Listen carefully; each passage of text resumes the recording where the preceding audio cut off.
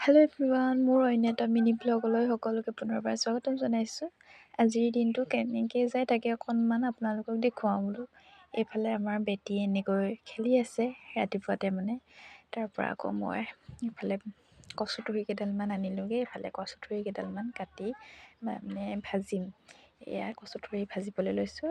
এইফালে হৈ গ'ল আমাৰ বইল দালি আছে জিলিমিলিৰ লগত আলু দিয়া, তাৰপৰা আকৌ এইফালে কচুথুৰি ভাজি, বুট, কেঁচা চালাড, তাৰপৰা লগতে জলকীয়া আৰু এইফালে আকৌ শুকলতি পাতত দিছিলে।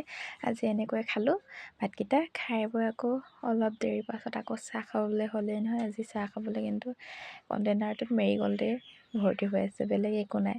চাহ খাই মেলি আমি মই বেটিয়ে কান্দি আছে মোক ইফালে নিয়া ইফালে যাওঁ বুলি। তাই ফুৰিবলৈ পালে একো নালাগে আৰু আমনি কৰি আছে। আৰু বতৰটো যিহেতু এইকেইদিন সেমেকা কৰিয়ে আছে, সেমেকি আছে। আজি দুদিনমান হ'ল সেমেকি আছে, তথাপিতো সেমেকি আছে আৰু ৰ'দ দিব জনা নাই। তাৰপৰা আকৌ অকণমান ওলাই গ'লোঁ বেটীৰ লগত। ওলাই গৈ আকৌ তাই পায়স খাওঁ বুলি এনেই মই পায়স অকণমান বনাই দিলোঁ, কিবা খাবলৈ মন গৈছে নেকি, যিহেতু গাটো ভাল নহয় যে, সেইটো কাৰণে পায়স অলপ বনাই দিলোঁ। এইফালে মই এয়া গাখীৰ উতলি আছে আৰু মই চাউল দি এনেকৈ পায়স সিজাই দিছোঁ।